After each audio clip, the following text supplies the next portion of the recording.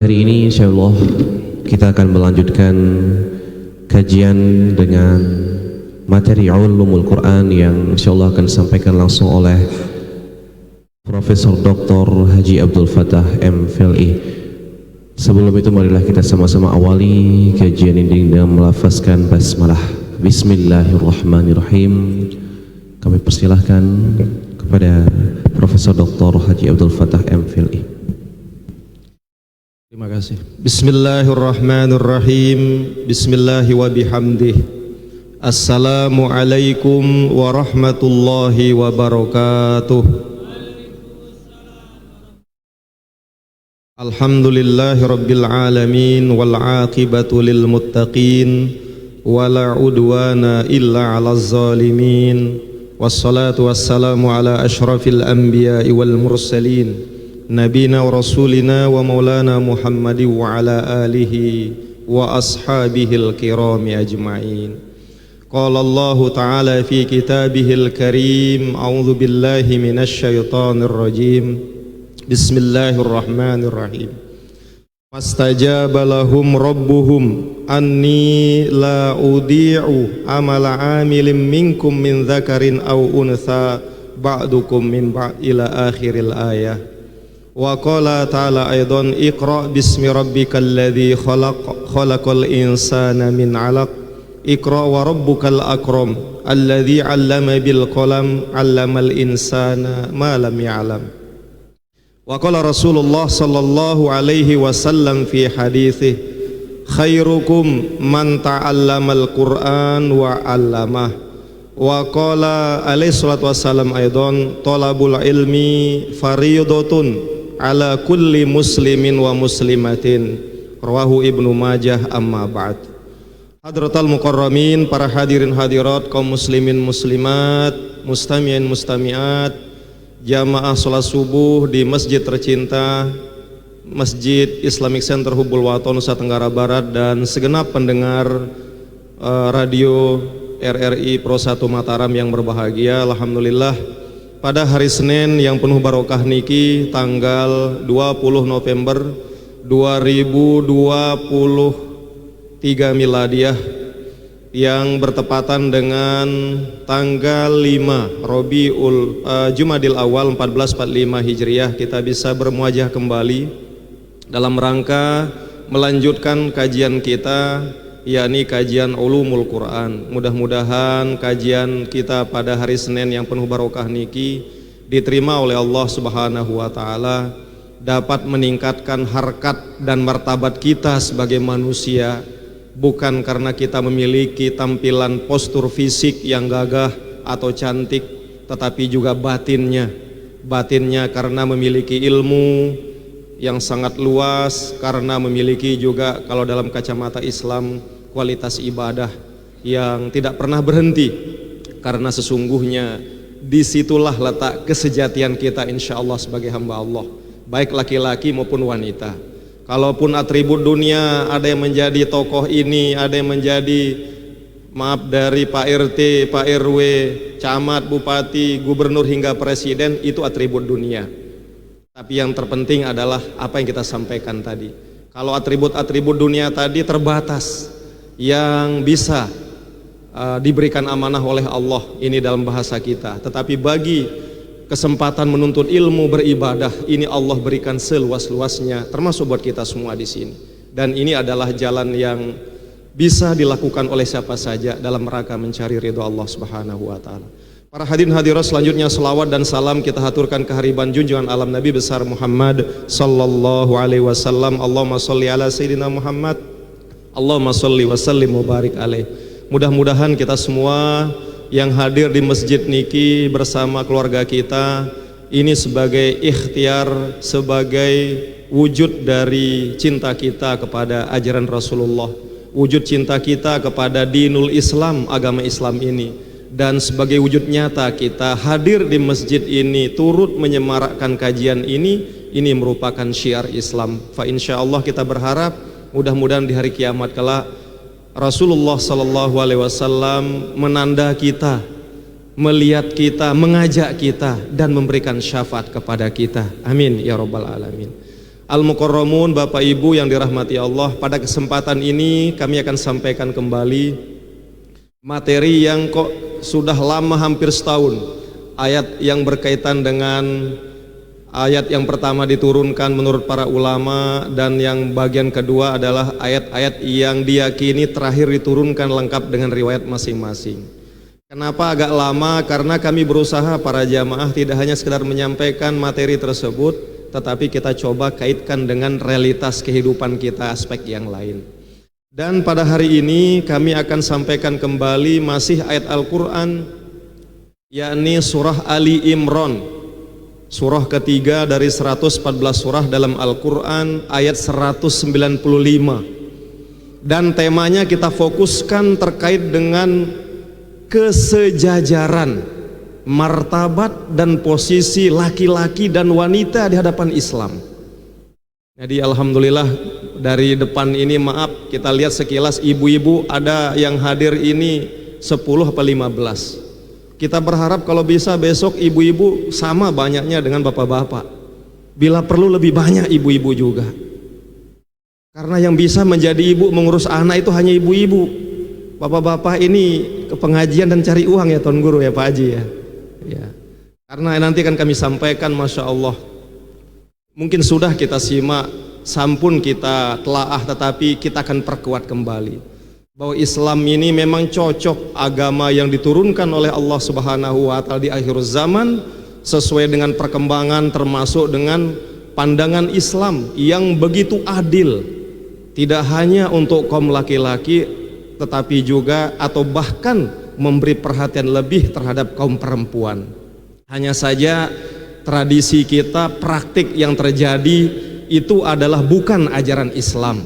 Boleh jadi itulah penafsiran terhadap Al-Quran yang dalam beberapa perjalanan sejarahnya hingga ratusan tahun, bahkan 1000 tahun, itu mungkin telah digunakan oleh kelompok tertentu untuk mengambil manfaat dari posisinya sebagai penguasakah, sebagai rajakah saat itu. Nah, dalam hal ini pada kesempatan subuh ini izin kita akan sampaikan agar menjadi cermin buat kita semua yang hadir ini, minimal pandangan kita harus lebih arif, harus lebih bijaksana terhadap kaum ibu-ibu, terhadap kaum perempuan. Sebelum kami lanjutkan, siapa yang hafal statistik sekarang ini lebih banyak laki-laki apa wanita Bapak Ibu ya? Ada yang mengatakan lebih banyak wanita, tapi kalau nggak ada datanya, nggak ada statistiknya, nggak ada surveinya, hoax katanya. Ada yang mengatakan lebih banyak laki-laki apa wanita? Benar ini, siapa yang mengatakan lebih banyak wanita? Memang 2 minggu lalu kami di UIN Mataram ada akreditasi namanya Bapak Ibu. Kebetulan kami ditetapkan menjadi dosen Prodi PIAUD, Pendidikan Islam Anak Usia Dini. Satu kelas itu mahasiswa itu isinya 30 orang di prodi tersebut. Satu laki-laki di dalam satu kelas, selebihnya itu wanita semuanya. Jadi kalau tiang ngajar, tiang bejora, memang kalau di kelas ini terasa kiamat semakin dekat yang bilang. Maksud Bapak bagaimana? Kan di antara ciri kiamat konon menurut riwayat lebih banyak perempuan di akhir zaman daripada laki-laki. Terbukti di kelas ini laki-lakinya cuma 2 orang dengan saya, yang lainnya perempuan gitu kan. Ya, tapi kalau di masjid ini masih lama kiamat. Ini Pak Haji lebih banyak, ibu-ibu sedikit. Yang lain mana nyiapkan sarapan di rumah Pak? Oh bagus juga gitu ya. Tapi lebih bagus ikut ngaji sebentar, nanti juga ikut menyampaikan hal itu. Baik Al-Mukarramun, Bapak Ibu yang dirahmati Allah, menurut kita kembali dulu sebelum kita sampaikan mengenai materi terkait dengan kesejajaran posisi laki-laki dan perempuan dalam kacamata Islam. Bahkan ada hal tertentu dalam kasus sholat Jumat yang akan kami coba sampaikan pemikiran itu dalam hal ini agar mungkin menjadi bahan renungan buat kita, minimal dari Nusa Tenggara Barat lah kita memulai hal itu. Karena ada pandangan yang terjadi selama ini, terutama ibu-ibu yang sholat Jumat ya dianggap wah jangan ke masjid nanti jadi fitnah, mendingan di rumah sholatnya. Coba bandingkan dengan tanah suci hari ini, berlaku enggak pandangan itu walaupun itu lahir dari orang Mekah Madinah ya. Padahal kita berharap ibu-ibu ini lebih cerdas katanya. Bagaimana generasi akan cerdas kalau ibu-ibunya tidak cerdas? Tapi kita tidak memberi kesempatan yang sama mendapatkan pengajian, mendapatkan kajian agama. Kita beri mereka pandangan yang menutup kesempatan mereka mendapat ilmu, Misalnya jangan ke masjid, lebih baik di rumah saja, karena kalau masjid menimbulkan fitnah. Padahal lebih terjaga di masjid dibanding ke kantor. Kalau ke kantor nggak ada pandangan begitu, coba. Kalau ke mall nggak ada pandangan begitu. Padahal coba bandingkan, lebih terjamin mana kehormatan ibu-ibu wanita di masjid, apa di mall, apa di kantor, di sekolah, di madrasah. Nah, ini yang akan nanti coba kita akan fokus ke situ. Sebelumnya al-mukarramun dirahmati Allah, kita kembali ke ulumul Quran ini, bahwa sekali lagi menurut riwayat dari Ummu Salamah niki adalah istri baginda Nabi besar Muhammad sallallahu alaihi wasallam. Pernah kami sampaikan ke pelungguh bahwa Abu Salamah, suami tercinta beliau, termasuk salah satu orang yang gugur dalam perang Uhud karena luka yang menimpa beliau sehingga beliau gugur. Dan beliau, Ummu Salamah ini berjanji, mohon maaf, tidak akan mau menikah lagi siapapun yang melamar beliau, karena beliau berharap bahwa kesalehan suami beliau yang bernama Abu Salamah, karena anak pertama beliau yang bernama Salamah, sehingga nama suaminya singkatnya disebut Abu Salamah, itu orang yang dianggap soleh, dipercaya oleh Rasulullah, bahkan termasuk dari keluarga Rasulullah sallallahu alaihi wasallam. Jadi ibu dari Abu Salamah yang menjadi suami Ummu Salamah ini, ibu Abu Salamah ini merupakan bibi Rasulullah sallallahu alaihi wasallam. Nah, namun Rasulullah selalu mengajarkan kepada karib kerabat beliau bahwa kalau kita meninggal selalu kita berdoa. Kalau ada keluarga kita meninggal, kalau kita kena musibah, selalu berdoalah kepada Allah, agar Allah mengganti memberikan pahala atas musibah yang kita terima selama kita bersabar, dan mengganti musibah tersebut, apakah itu keluarga yang meninggalkan kita, dengan yang lebih baik. Allahumma jurni fi musibati wahluf li khairum minha. Ya Allah, berilah ganjaran kepadaku terhadap musibah yang aku terima, dan gantilah musibah itu dan yang lebih baik. Itu disampaikan oleh Rasulullah kepada keluarga-keluarga beliau, termasuk ke Ummu Salamah sebelum menjadi istri beliau. Ternyata karena rajin mengamalkan doa tersebut, setelah wafat suaminya, justru penggantinya lebih baik dari suami, yakni Nabi besar Muhammad sallallahu alaihi wasallam. Ayo Bapak Ibu, ini keyakinan i'tiqad kita sebagai umat Islam. Siapa laki-laki terbaik di muka bumi ini selain Muhammad bin Abdullah sebagai Rasulullah? Adakah di antara kita hari ini mengaku lebih baik dari Rasulullah? Ada nggak kira-kira? Tentu tidak ada. Karena Al-Quran sudah menegaskan, Al-Quran sudah menjunjung, Al-Quran sudah, atau Allah subhanahu wa ta'ala telah memuji Rasulullah sallallahu alaihi wasallam. Nah, kembali ke Ummu Salamah. Jadi ayat yang diyakini oleh para ulama juga turun para jamaah, yakni Ali Imran 195 yang berbunyi, fastajaba lahum rabbuhum anni la udhi'u amala amilin minkum min dzakarin aw untha ba'dukum min ba'. Jadi singkatnya ayat ini menggarisbawahi bahwa Allah Subhanahu wa taala akan memberikan ijabah, akan mengabulkan doa-doa mereka. Anni la udhi'u amala amilin minkum. Allah Subhanahu wa taala bahkan berjanji. Para jamaah dirahmati Allah, ini sebuah bahasa kita di Indonesia nggih, diksi, pilihan kata yang diberikan oleh Allah dalam ayat ini luar biasa. Anni ini kan salah satu huruf yang harfut taukid istilahnya kalau kita belajar nahwu. Huruf yang memberikan penegasan, huruf yang memberikan jaminan bahwa apa kalimat yang muncul setelahnya itu benar-benar terjadi. Dan yang menyampaikan ini bukan siapa-siapa, bukan Rasulullah, bukan Jibril, bahkan Allah Subhanahu wa taala. Dan begini para jamaah juga, mengapa di sini juga huruf taukidnya ini menunjuk kepada satu pribadi, satu zat? Bukankah Allah kadang dalam beberapa ayat menyebutkan lafaz jama', inna nahnu nazzalna dzikra wa inna lahu lahafizun. Ini satu contoh misalnya terhadap pemeliharaan Al-Quran dalam Al-Hijr ayat 9. Sesungguhnya kami, Allah menggunakan kata kami, yang telah menurunkan az-zikra, dan kami juga yang akan memeliharanya. Namun terkait dengan amalan yang dilakukan oleh seorang hamba, anni la udi'u amala amilim minkum min zakarin au untha. Dalam hal memberikan balasan amal perbuatan, Allah tidak lagi menggunakan kata anna atau inna, bahwa kami semua, tapi Allah menggunakan kalimat merujuk kepada satu esensi, satu zat, yakni Allah sendiri. Dari sini tergambar para jamaah bahwa dalam hal hak prerogatif bahasa kita makin hak utama, hak utuh memberikan pahala itu hanya Allah Subhanahu wa taala. Allah tidak melibatkan Jibril, Allah tidak melibatkan Nabi Muhammad, Allah tidak melibatkan manusia dalam memberikan pahala. Allah sendiri zatnya yang menggarisbawahi bahwa saya yang berwenang memberikan pahala itu. Saya tidak mengajak Jibril, saya tidak mengajak Mikail, Israel, Israfil, dan semua para malaikat lain tidak terhitung jumlahnya. Saya tidak mengajak Nabi Muhammad, tapi saya, zat saya yang akan memberikan pahala. La udi'u, saya tidak akan menyia-nyiakan. Makanya mohon maaf, sila, subhanallah, yakinlah kita ya Allah.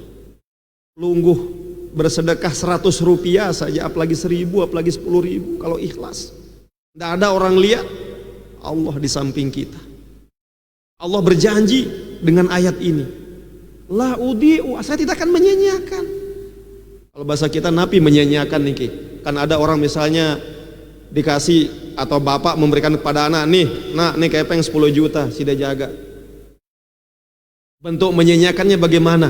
Misalnya bapaknya berpesan uang ini dipakai kuliah, pakai sekolah, lagu ke anak nih nanti lain-lain dibeli, maaf bahkan ikut judi online.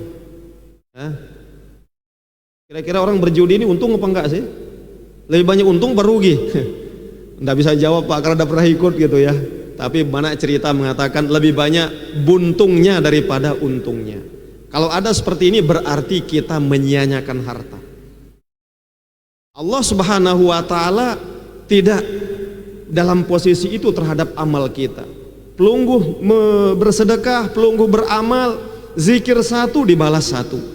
Bahkan kalau ayat Al-Quran kita gunakan berzikir, satu huruf saja, wal hasanatu bi asyri amsalihah. Satu huruf saja itu diberikan 10 kebaikannya. Kalau kita membaca suratul Fatihah, mohon maaf Bapak Ibu, sekali lagi saya contohkan konkret. Jumlah huruf dalam Al-Fatihah kalau tidak salah 139 huruf. Ini jumlah huruf. Berdasarkan hadis sahih, kalau ikhlas kita membaca satu suratul Fatihah sebagai zikir kita misalkan, maka Allah balas 139 kali 10. Berapa jadinya pahalanya? 139 kali 10 berapa? 1309. Ini kalau sekali 10 kali, kalikan saja 10 lagi yang 1139 tadi, atau 1390 kali tadi maksud kami. Kalikan 10, kalikan 100, kalikan 1000, Masya Allah, tidak akan habis.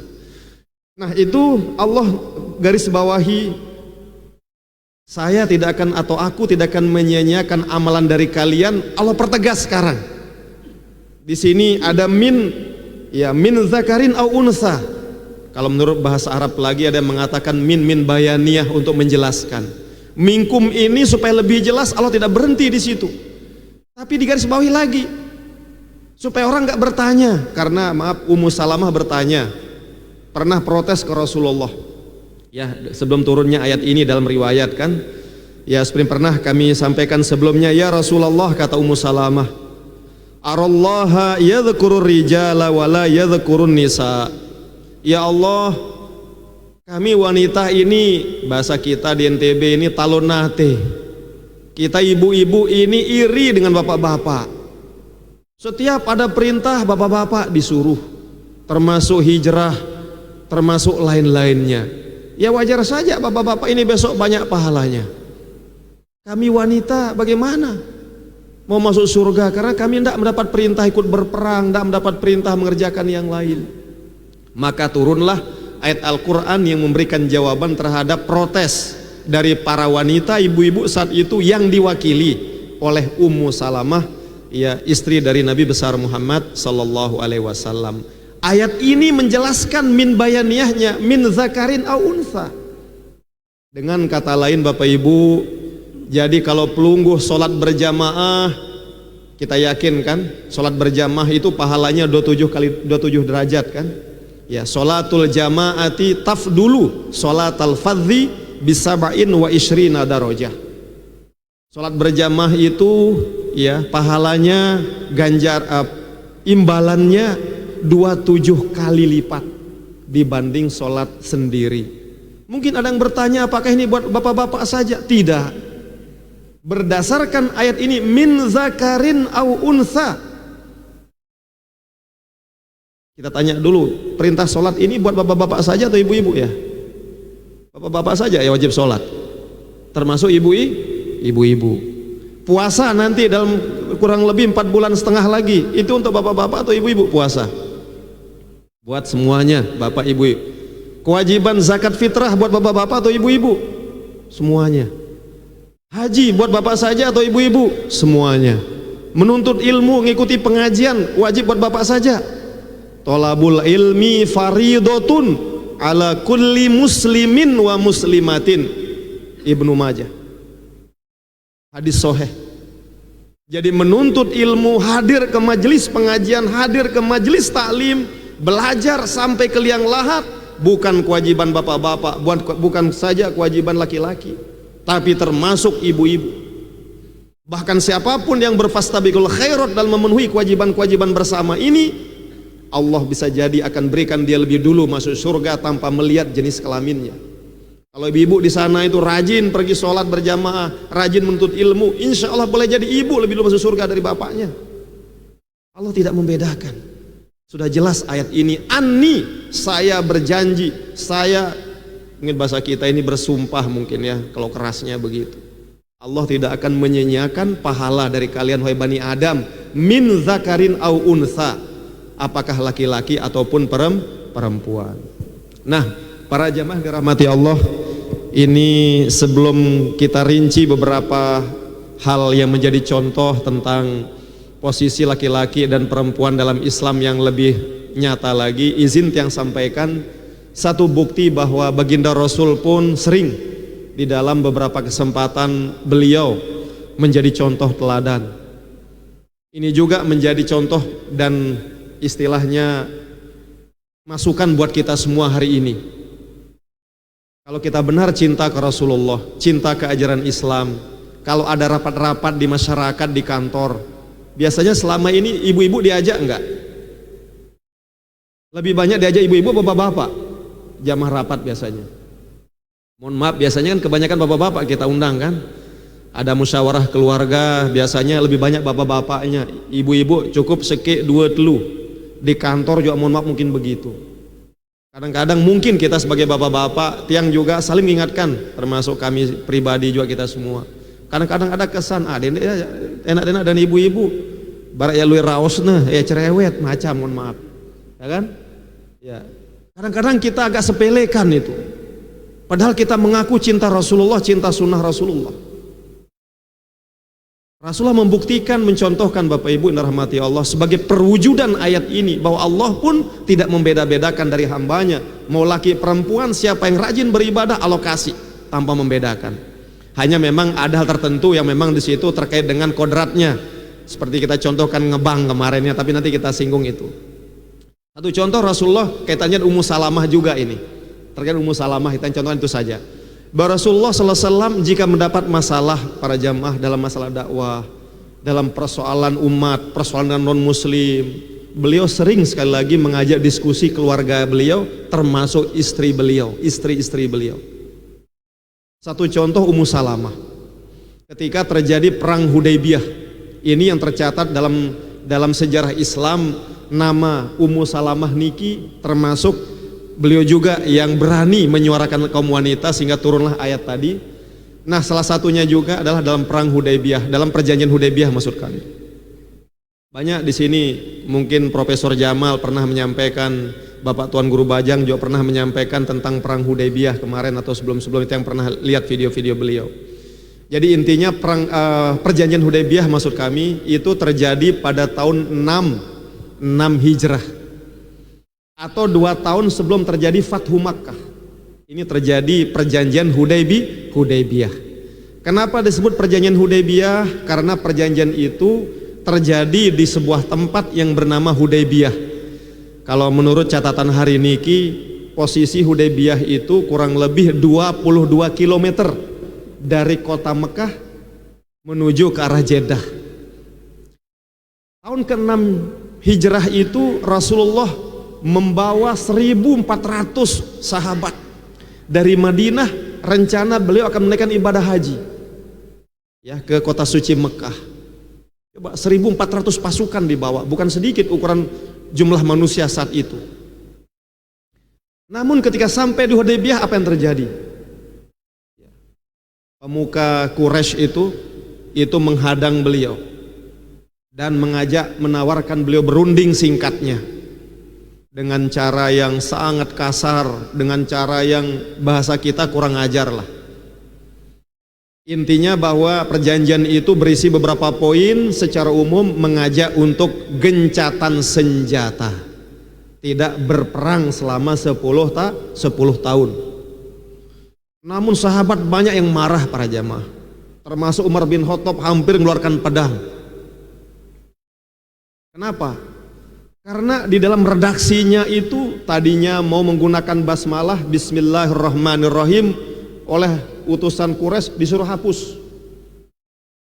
Ini kadu bismillah, enggak terkenal bismillah ini di zaman kita gitu kan. Kemudian juga disebut nama Muhammad, disebut Rasulullah, hapus kata Rasulullahnya. Muhammad utusan Allah kan menurut kalian, ndek menurut dengan Arab yang Quraisy kafir saat itu. Umar bilang lah, Rasulullah niki jak pelecehan mah nyawat yang taruhan mesugulang padang nih itu 1000 ini. Ya siapa nama utusannya kalau nggak salah Suhail namanya. Ya Suhail ini beberapa orang habis yang sendiri aja sama dia ini. Tetebok be otak namanya. Penghinaan pelungguh dari disebut Rasulullah. Udah jelas Al-Qur'an Muhammadar Rasulullah walladzina ma'ahu ila akhir ayat. Allah sebut pelungguh Rasulullah ini disuruh hapus oleh si Suhail ini, tetebok be otak namanya.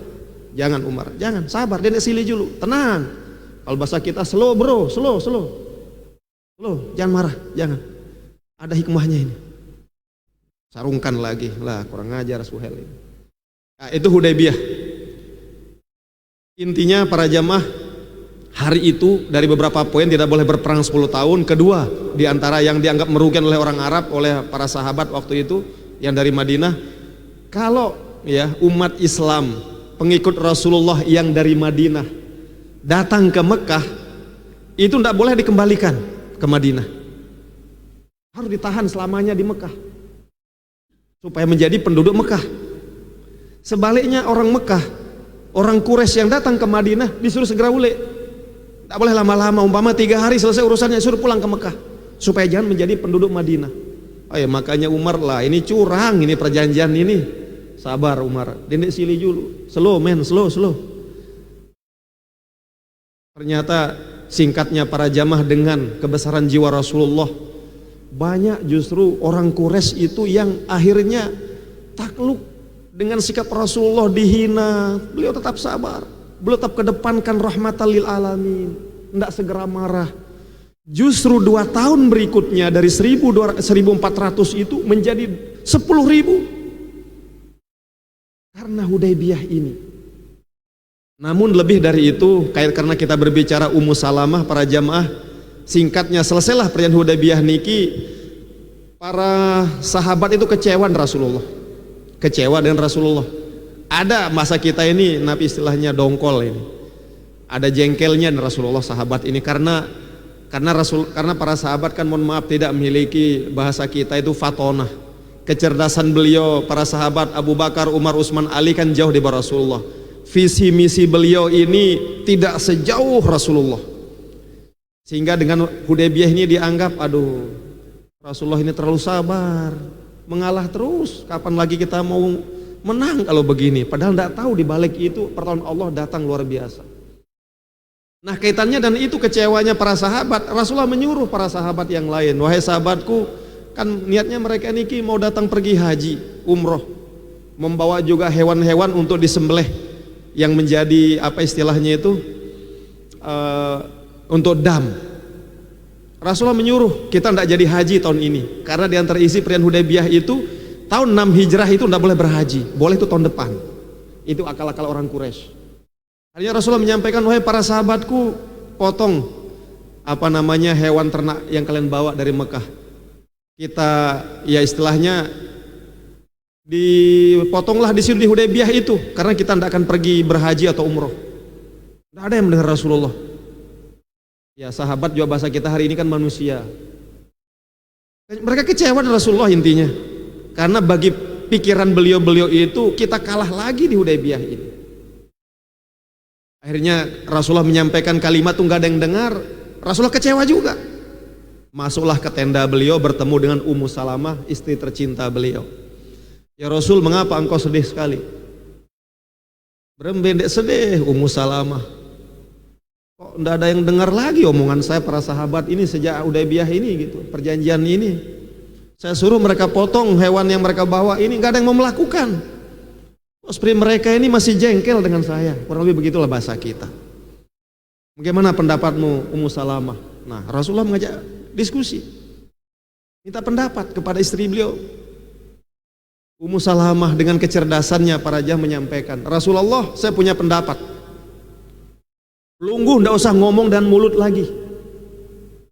Pelungguh keluar dari tenda ini habis ini, ambil hewan bawaan kita. Pelungguh tidak usah ngomong pokoknya. Yang berbicara fi'liyah pelungguh. Fi'liyah pelungguh yang berbicara hari ini, fi'liyah panjenengan, fi'liyah antum. Antum potong, tidak usah ngomong aja. Di mana paling banyak kumpul sahabat itu, antum potong di situ biar mereka saksikan tanpa pelungguh berbicara sedikit pun. Itu pertama. Kedua, panggil siapa yang akan memotong rambut pelungguh, yang mencukur rambut pelungguh, panggil potong di samping mereka, cukur di samping para sahabat. Dan lihatlah reaksi yang terjadi. Betul para jamaah dirahmati Allah, ternyata ketika Rasulullah melakukan saran dari Ummu Salamah, beliau tanpa berbicara membawa hewan yang tadinya dipakai untuk bayar dam itu, beliau potong. Kemudian selesai memotong hewan itu, menyembelih hewan itu, beliau juga cukur rambut. Ternyata para sahabat langsung bangun semuanya, langsung ikut semuanya memotong hewan yang mereka bawa dari Madinah dan memotong rambut persis seperti amalan baginda Nabi besar Muhammad sallallahu alaihi wasallam. Nah, poinnya para jamaah dirahmati Allah, yang ingin sampaikan bahwa satu, ya Rasulullah pun mengamalkan bahwa di dalam kehidupan beliau, dalam kehidupan sosial beliau, beliau tidak meremehkan peran seorang ibu, seorang wanita dalam mengambil keputusan. Ini satu contoh nyata dalam perjanjian Hudaybiyah. Ummu Salamah pendapatnya dianggap jitu. Bahkan beliau sebagai seorang laki-laki biasa, Qul innama ana basyarum mithlukum, lupa memiliki prinsip seperti usulan dari Ummu Salamah, sehingga beliau berbicara tanpa melihat ini orang lagi pada kecewa, ini tidak ada yang mendengar beliau. Ternyata Ummu Salamah berpendapat luar biasa, beliau lakukan, semua mengamalkannya. Intinya sebagai sebuah ibrah buat kita, buat para pendengar atau siapapun di antara kita para jamaah, jangan remehkan peran ibu-ibu. Libatkan ibu-ibu, ambil pendapat mereka, beri mereka kesempatan berbicara, beri kesempatan mereka mengeluarkan pendapat. Karena baginda Nabi besar Muhammad sallallahu alaihi wasallam telah mencontohkan di dalam kehidupan sosial beliau, termasuk di dalam peristiwa perjanjian Hudaybiyah. Tinggal berapa menit? Nah, para jamaah dirahmati Allah, nah yang lanjut ke hal yang berikutnya terkait dengan bagaimana sih Islam berbicara posisi kaum perempuan dan laki-laki. Tadi ayat yang kita sampaikan Ali Imran 195, menurut para intelektual muslim hari ini kontemporer ya, dari segi spiritual, itu contoh dari segi spiritual bahwa kaum perempuan Ya, tidak dibeda-bedakan oleh Allah Subhanahu wa taala. Ada perintah sholat atau seperti yang terjadi kemarin-kemarin niki kan, yang masuk Islam sama nggak syahadatnya kalau yang bersatu laki-laki dan perempuan? Ada nggak kemarin kita saksikan? 2 minggu lalu tiang pernah sini 2 orang dari agama Katolik kan, sama nggak syahadatnya dengan yang Jumat kemarin juga? Yang laki perempuan beda nggak syahadatnya? Kalau laki beda, perempuan beda, sama kan? Ya sama syahadatnya. Kemudian sholat, kalau laki-laki umpama sholat subuhnya tadi 4 rakaat, perempuan 2 rakaat, ada perbedaan enggak? Tidak ada. Sama kita, sama-sama 2 rakaat. Zuhur, asar dan sebagainya. Kalau laki-laki berjamaah, sama pahalanya dengan ibu-ibu yang berjamaah. Nah, di sini para jamaah yang dirahmati Allah, yang kaitkan dengan sholat Jumat sekarang. Ya. Kaitannya dan ini. Intinya karena keterbatasan waktu sudah jelas berdasarkan Ali Imran 195 niki, kemudian dengan praktik Rasulullah secara spiritual, bahwa Allah tidak membedakan posisi perempuan atau wanita di dalam beribadah. Cuma sekarang Pak ada pertanyaan, hukum misalnya sholat berjamaah buat perempuan dan sholat Jumu'ah hari Jumat. Kalau kita buka lembaran-lembaran kitab fikih para jamaah, sholat, ya ada juga ulama yang memfatwakan bahwa sholat berjamaah itu wajib. Ada juga ulama yang mengatakan sholat berjamaah itu wajib buat laki-laki dan tidak wajib buat perempuan. Namun Imam Syafi'i sekali lagi dengan berbagai pertimbangan tidak wajib hukum berjamaah, karena memang ya mohon maaf ada khilaf ulama, perbedaan pendapat ulama di sini. Kita hormati. Ya tentunya yang berjamaah paling bagus. Ya paling bagus juga itu di masjid. Nah, tapi khususnya buat wanita, ada riwayat yang mengatakan atau ada ya informasi kaum perempuan itu sebaiknya atau sholat itu di rumah masing-masing. Kenapa disebut begitu? Termasuk dalam kasus sholat Jum'ah. Sholat Jumat itu wajib buat laki-laki, tidak wajib buat perempuan. Dengan pertimbangan kalau perempuan ikut sholat berjamaah atau sholat Jumat juga, katanya lebih banyak fitnahnya, akan menimbulkan fitnah. Bapak Ibu, kalau di Masjid Islamic Center kita hari Jumat itu ada nggak ibu-ibu sholat Jumat sini Pak Haji? Ada nggak? Di masjid kita ini ada nggak? Tiap waktu jadi khatib itu ndak ngelihat di sini laki-laki semua gitu. Ada informasi ibu-ibu di pojok sana ada diberi ruang gitu ya. Ada nggak? Ada nggih? Ada ibu-ibu? Alhamdulillah ada. Kalau menurut yang Jumat depan aja temannya yang lain. Kalau alasan hari ini mengatakan menimbulkan fitnah, memang ada ulama yang menggarisbawahi kalau sholat berjamaah wanita perempuan diusahakan yang sudah punya suami dan dapat izin suami, dengan catatan juga jangan memakai wangi-wangian, jangan memakai pakaian-pakaian yang agak seronok. Tapi bahasa Malaysia seronok itu baik, artinya senang gitu ya. Pokoknya yang kan kira-kira menimbulkan. Nah kalau itu dijaga, mengapa harus dilarang gitu? Coba hari ini kita di Mekah atau di Madinah, berlaku nggak pendapat ini? Apakah ketika sholat zuhur, azan misalnya subuh, zuhur, maghrib sampai isya, hanya laki-laki boleh di Masjidil Haram? Kemarin kita berdesak-desakan dan ibu-ibu apalagi yang negro itu, kita yang kalah disenggol, bahkan kita yang terfitnah gitu kasarnya gitu kan. Tenaganya kuat kayak sumo ibu-ibu yang dari Afrika itu. Misalnya kalau pelungguh tawaf jam 3, jam 4 menjelang subuh misal di sana, ibu-ibu banyak di sana. Di Madinah juga begitu, ada tempatnya diberikan. Makanya menurut tiang, mohon maaf kalau hari ini masih kita berpegang dengan prinsip itu, sementara di sisi yang lain kita menuntut wanita ini cerdas, informasi agamanya banyak, kok kayaknya tidak adil gitu. Dalam pengertian jangan ketinggalan zaman pendapat ini. Mengapa? Di Mekah sendiri, di Madinah sendiri hari ini tidak ada dilarang perempuan cepat-cepatan ke masjid, dia juluk, tidak ada. Yang penting ada tempatnya. Jangan campur dengan ikhtilat dan laki-laki. Makanya karena itu hari ini sila dengan situasi zaman, kalau menurut yang kadang-kadang di beberapa kampung juga Jumatan itu ramai ibu-ibu, senang kita lihat. Yang penting ibu-ibu ini jangan banyak bicara, jangan menggunakan parfum-parfum yang terlalu anulah. Kemudian pakaiannya jangan terlalu mencolok dan maaf tidak ketat. Bila perlu Jumatan kalau bisa kita dorong mereka. Kenapa? Karena dengan cara itu mereka mendapatkan informasi agama dari khatib. Ada wasiat iman dan takwa dari khatib. Ada ilmu-ilmu keagamaan yang didapatkan dari khatib. Loh Pak, kan bisa dari rumah. Nggak jamin di rumah itu mendengar. Yang didengar itu apa? Buka sinetron, betul tidak? Buka YouTube, buka TikTok. Nggak dengar dia. Lain yang didengar, lain yang disimak. Ya, jadi itu menurut yang. Dan sebagai penutup, para jamaah dirahmati Allah, satu lagi 1 menit saja, bahwa di dalam Islam ini menarik juga. Kalau tadi secara spiritual, kedua dalam kepemilikan harta. Mohon maaf, ini kita saling ingatkan buat bapak-bapak juga. Kalau sebelum Islam lahir, ya, peradaban Romawi disebut dalam ensiklopedia Britannica, namanya di peradaban Hindu Buddha.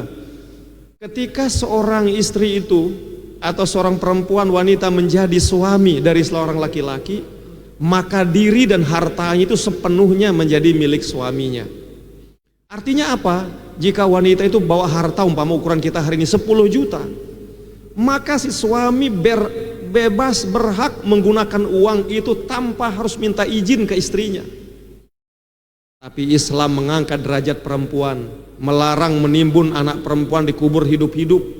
Banyak mencela perilaku Arab jahiliyah saat itu. Dan yang kedua, jika perempuan menikah, dia membawa harta, atau ketika dia sedang menikah dan dia bekerja mendapat uang, maka uang itu sepenuhnya milik si perempuan itu, ibu itu.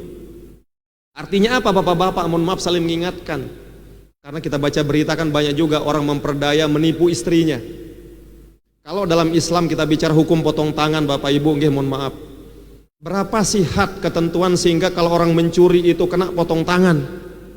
Menurut ulama Hanafi ukurannya 10 dirham. Kalau kita mencuri uang orang diam-diam 10 dirham, menurut mazhab Hanafi wajib potong tangan. Kalau diberlakukan potong tangan di negara itu. Tetapi mayoritas ulama, jumhur ulama menyebut bapak ibu 1/4 dirham emas. Apa konkretnya 1/4 dirham emas? 1/4 dirham emas itu sama dengan 3,34 gram emas hari ini. Artinya kalau kita pukul, katakanlah kita tulis ya, 1 gram emas anggaplah termahalnya 1 juta. Berarti kalau kita mencuri harta orang 3,5 juta, maka kena potong tangan.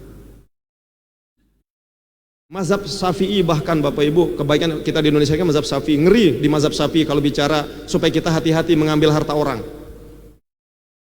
Dalam mazhab Syafi'i umpama nih, orang mencuri ini 3,5 juta pertama kali. Ada bukti ketangkap, dia mencuri, ada bukti, potong tangan kanannya dulu. Sudah dipotong tangannya, dia tidak kapok. Bahasa kita ini apa kapok itu ya? Tidak jerah, tidak jereh. Maling ya mencuri, mohon maaf, 3,5 juta mencuri lagi, mohon maaf, potong naik kirinya, silang dia. Tangan kanan, naik kiri. 3 kali naik ke atas, potong kaki kiri, tangan kirinya kalau mencuri 3 kali. 4 kali, maka potong kaki kanannya. Dengan kata lain 3,5 juta kali 4 berarti 14 juta saja. Kalau seorang suami dalam mazhab Syafi'i mengambil diam-diam harta istrinya 14 juta saja bapak ibu dan para pemirsa, para pendengar, coba. Tanpa izin istrinya, maka si suami itu boleh dipotong 2 tangannya dan 2 kakinya. Nauzubillah. Coba. Makanya bapak-bapak, ibu-ibu, kalau istri kita bekerja ada hartanya, itu harta miliknya. Kalau kita mau menghalalkannya, minta izin kepada dia. Gimana caranya? Penting izin. Tapi teduh-teduh misalnya seharga 14 juta tadi, mazhab Syafi'i, waduh, boy selaku iman kedua nih nain nih. Artinya supaya kita hormati ibu-ibu. Begitulah Islam menghormati, mengangkat derajat kaum wanita. Wallahu a'lam bishawab. Karena waktu sudah habis, yang cukupkan semoga ada barokah manfaatnya. Wal muwaffiq wal hadi ila sabilir rasyad. Wassalamualaikum warahmatullahi wabarakatuh. Kita berdoa kepada Allah Subhanahu wa taala, mudah-mudahan kajian kita ini mendapat keberkahan, menjadi ilmu yang bermanfaat dunia akhirat. Al-Fatihah. Bismillahirrahmanirrahim. Alhamdulillahirabbil alamin. Ar-Rahmanir-Rahim. Maliki yaumiddin. Iyyaka na'budu wa iyyaka nasta'in. Shiratal mustaqim. Shiratal ladzina an'amta 'alaihim ghairil maghdubi 'alaihim waladdallin. Na'udzu billahi minasyaitonir rajim. Bismillahirrahmanirrahim. Alhamdulillahirabbil alamin. Wassalatu wassalamu ala asyrafil anbiya'i wal mursalin nabiyina rasulina wa maulana Muhammadin wa ala alihi wa ashabihil kirami ajma'in. Allahumma salli ala sayyidina Muhammadin tibbil qulub wa dawaiha wa afiyatil abdani wa shifaiha wa nuril absari wa diyaiha wa ala alihi wa sahbihi wa sallim fi kulli lamhati wa nafasin bi adadi kulli ma'lumin lak. Allahumma inna nas'aluka ridhaka wal jannah wa na'udzu bika min sakhatika wan nar.